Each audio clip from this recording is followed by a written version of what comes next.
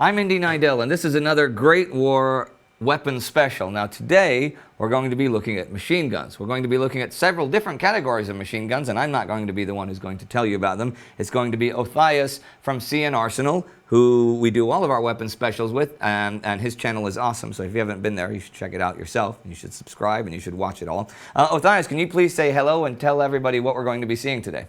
Hi, I'm still Othais, and this time we're actually talking about machine guns. It just so happened that the way we were doing some of our loaning and borrowing, we managed to get in just the right little ticket to sort of talk about these in a broad categorical sense. I can't exactly pile 30 machine guns into one room without having an ATF nightmare here. So, what I've done is I've tried to get something representative of what I would consider to be the general classes, in which case there will be 4. So after World War I, machine gun terminology sort of changes. You think of like heavy, medium, light, you think of special roles and all these other things. But realistically during the war, you only need about 4 categories. That is going to be sort of the heavy or emplaced machine guns, the kind that you would mount and have a crew to work. There'd be the light machine guns, which are one-man operable and portable, so you could run up and attack with them much easier. And then third place, we see the emergence for the first time ever of the submachine gun. And then fourth is actually just sort of the special stuff for aviation and tanks. These are lightened guns that are usually the first category. They're usually quote-unquote heavy guns that are then mounted to a special vehicle and then lightened so they can get rid of their water jackets or otherwise modified to be better air-cooled, and we send them up in the air. So are we going to move from heavy to light or light to heavy? Well, I think it'd probably be easiest to talk heavy to light because that tends to be how the history went. So, probably recognizable to most people out there, if I can get it without snagging anything,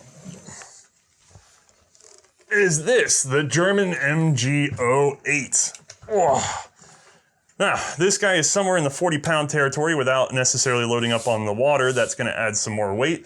But this is a beautiful recoil and slightly gas-assisted operated system. And this thing fires, well, it has a variable rate of fire, but you get the idea. It's a big honking machine gun. You mount it, you have a couple guys help you out with it, and then you just have a nice long peel at whatever front you're on. So this was invented by Hiram Maxim. It uses a sort of bendy bolt, like so you've got a toggle lock looking action in there that recoils a bit while it's locked, and then the joint bends, and then that allows it to extract and load in their cartridge. We have a whole 2 episodes on this gun in its various forms already out for your enjoyment. But basically, the idea here is it's a belt-fed, automatic, crew-serviced weapon that can be set into a position and used basically one of 2 ways. Either with direct fire, by sort of letting everything loose and just sort of moving it around like you're used to and pointing at, you know, whoever's coming over the line.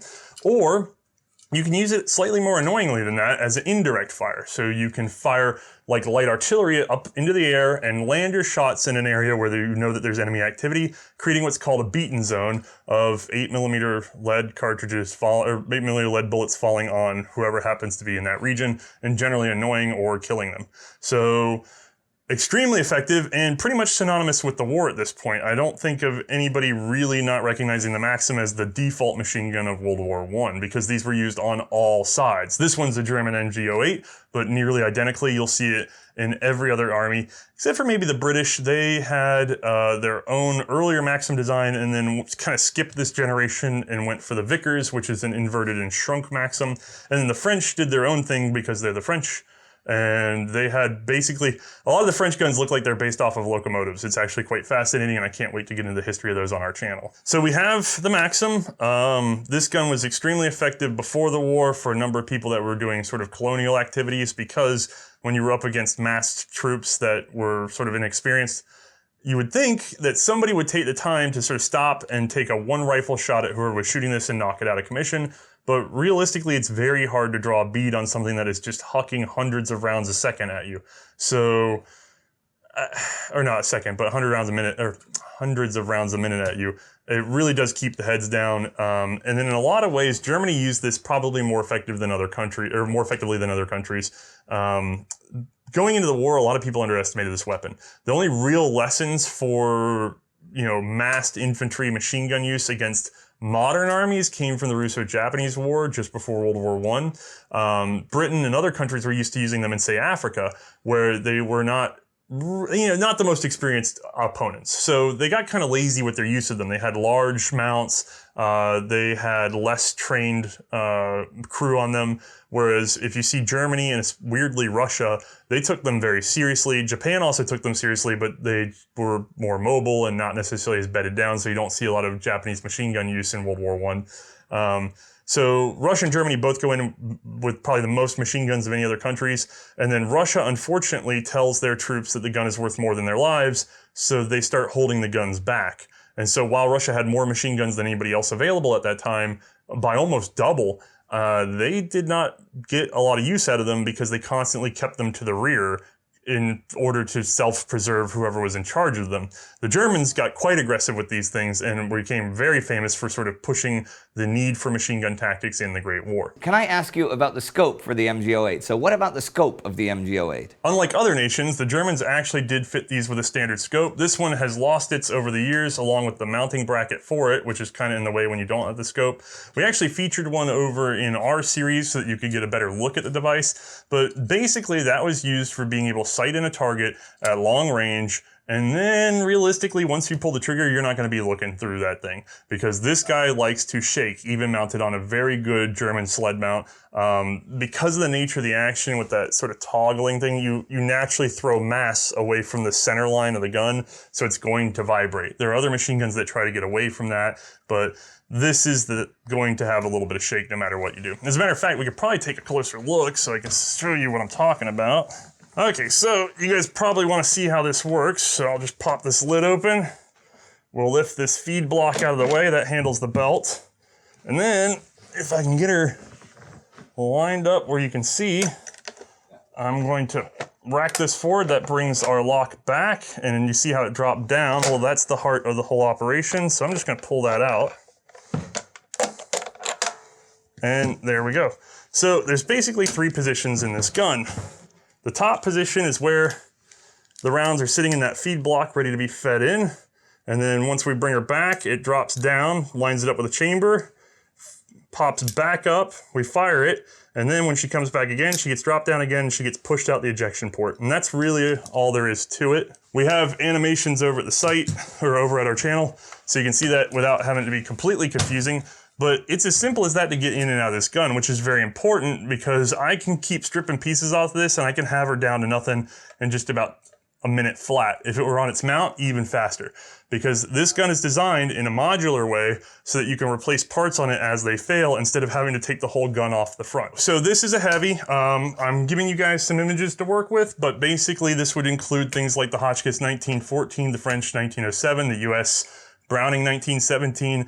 The British got this a little lighter in the Vickers. So when we say heavy, it doesn't necessarily mean weight. We're really thinking about how it's emplaced. So like the Vickers gun in the US is much lighter than this, but it's used the same way. We put it on a tripod and we have multiple men crew it, and it's sustained fire, fixed position, very kind of hard to move. It's not something that you necessarily attack with. You might use it to lead an attack by firing over friendlies to hit the enemy as they approach. But you're not really running and gunning with these sorts of guns.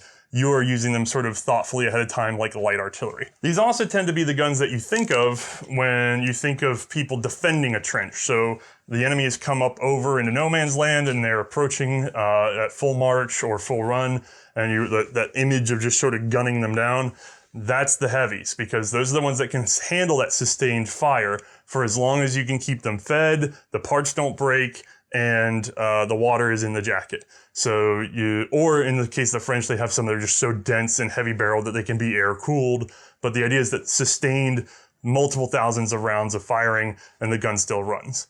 Light machine guns are going to be another story. In this case, well, I have what may be more considered a medium, but it's still considered light for World War I standards. This is the Lewis gun. Yeah. Now, this was designed in the US, but the US did not take advantage of it. Instead, Britain would be the first to really go, oh, we need that. It was designed around being air cooled, so that's why it has this big crazy jacket with all this serration cut into it. That's to give it more surface area. And then it has an aluminum fin set inside, and the jacket goes out just past the muzzle. See if you can see that a little bit, but it goes just past the muzzle so that as you fire, it creates a vacuum that then sucks air through this jacket and therefore cools the gun. Even so, you can't really sustain 1,000 rounds of fire with this thing. You want to keep it in bursts, you want to keep it in the hundreds, and then give it some time to cool off. So these used a pan magazine. Oh. And these came in either single, well, this is a double stack, and then there was like a quadruple stack for aircraft. So you could crank up, I want to say it's like 47 rounds and then 97. I'm going off of memory there. And then it all feeds down into, here, as a matter of fact, let me get it over to the zoom. I'll let you guys see. So you would have your pan mag. This would be loaded up with ammunition, feeds down into this little guy right here that's got a one-way spring, which trips down in the front. And then the bolt fires from the open bolt, so they get shoved down into this path, they sit up in there, and then when you fire, the bolt is going to, I'm gonna let this go more carefully than just full auto. The bolt's gonna fall, bang, and then it's gonna recoil back and stay locked open. Staying locked open as the default position allows it to stay cooler, and then the top works a lot like an old revolver in some ways. You've got little feeder fingers that basically push this guy around in a big circle, and that's just how it strips off all the rounds. Now, would this be something that you would most often use on your own, or would it still be a two-person, like a little crew that would use it even though it's portable? Light machine guns were generally issued to 2 men, so you'd have somebody who is handling the loading and one running the gun. That's the general rule for most armies. There could be some differences. The other thing is, with the Lewis gun, especially with the British, they had a habit of giving these over to groups of one or two Lewis gunners, and then they'd have a big old handful of guys hucking grenades. So the idea was that you could take something like this and provide immediate suppressive fire on, say, a pillbox or other emplaced heavy machine gun. And then once you kind of had their heads down, the other guys could pull pins and send them up into that nest, and that's how you would clear a particular machine gun emplacement. So these became very good at being used on the attack instead of just on the defense. Now let's say you were a crew of 2 and one of you's firing, one of you's in charge of the magazines and stuff. How many spares would that person carry? Would they have 10 or 20 or 30? I mean... Yep, it depends on the gun and the offensive, unfortunately, but you basically take as many as you can get. In terms of these pans, we show what it's like to load one pan on our show.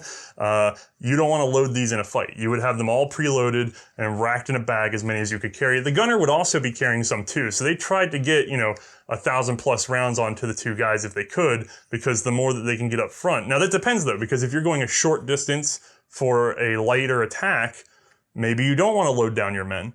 But what if you're going a distance and you need to take the trench, and then this is the thing a lot of people forget, is once you take the trench, even if you succeeded, you blow out the pillboxes, you take everything, you land in there, there's going to be a counterattack. And so light machine guns become very important in that regard, and also the preparedness to have more ammo on hand, because once you take that trench, you have to immediately defend it. And so you don't have time to emplace those heavy machine guns, and so you have a defensive disadvantage from before. You're not as good as you would be if it was a trench that you'd had for an entire day and had time to get set up. So being able to take these light machine guns and find spots to quickly place them and quickly defend against counterattacks would be pretty imperative for trying to move the front line up and actually keep it moved. Next, we have what was new for once in the war. This is a submachine gun. This is the MP-18I. And the I is a bit of a mystery, although I have some theories about it being applied to the rear sight. But this is a simple blowback 9mm parabellum submachine gun. So light, handy, easy to use. Matter of fact, let me get you a quick close-up so you can see what's going on. So it's literally just fires from the open bolt. This is the safe position. From here, if I pull that trigger, and this thing is deactivated at the moment, this is going through a restoration process, so I can do this safely. And that's it. So it would slam, it would immediately fire the cartridge when it closed and immediately get blown all the way back.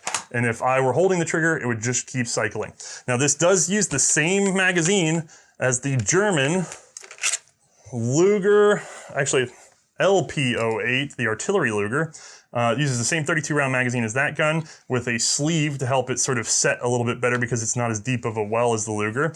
And so this guy just wraps around, and you would use a loader to load this up with 32 rounds and then lock her in, and she's ready to go. You would carry 6 or more of these when you were on your assault if you were German, and they just plug straight in with a nice push of the button. So click, and then release is right there. Nice, big, obvious, easy to use piece of equipment. Now, when did these enter service, and who was using these, and when did they start really making their appearance? These became available in 1918, and there's some argument between this and the Beretta 1918 as being the first true submachine gun. Before this, there was something known as the Villa Perosa, which was a 2-barrel submachine gun that used a little mount. So it was like an ultra-light machine gun. It had a little bipod, had twin barrels, an excessively high fire rate to the point that it was almost useless.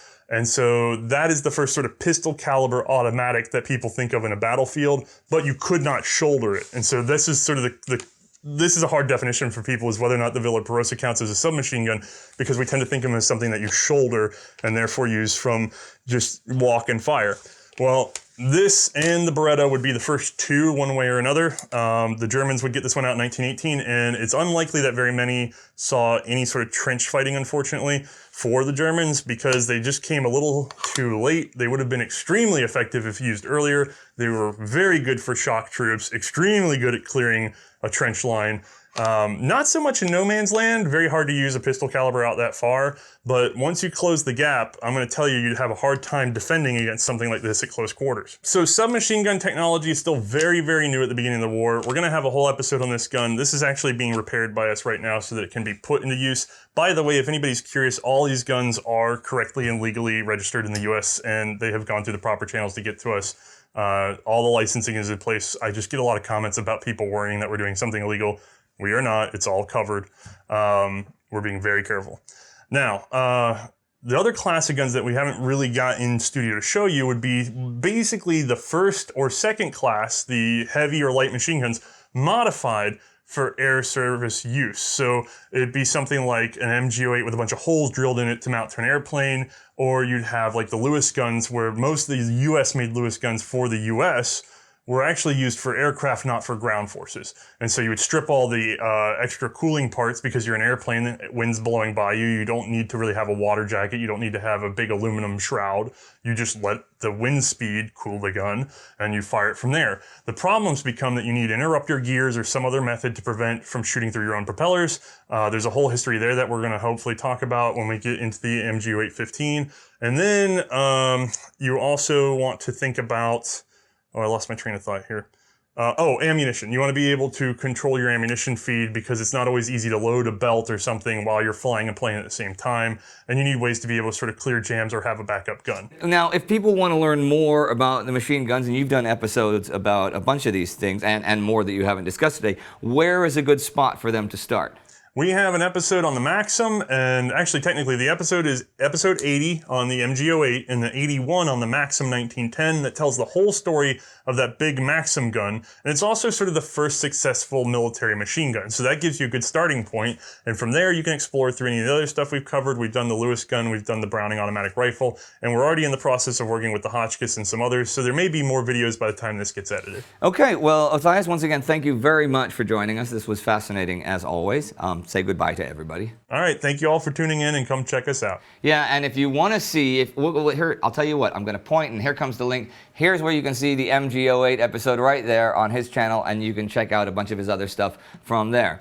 And as for us, we'll see you Thursdays for our regular episodes, and Mondays for other specials, and Saturdays for things like Out of the Trenches, and on Facebook, and on Twitter, and on Reddit, and maybe on the street. And we will not pretend we don't know you. We'll stop and talk to you about the war, because that's what we do. See you next time.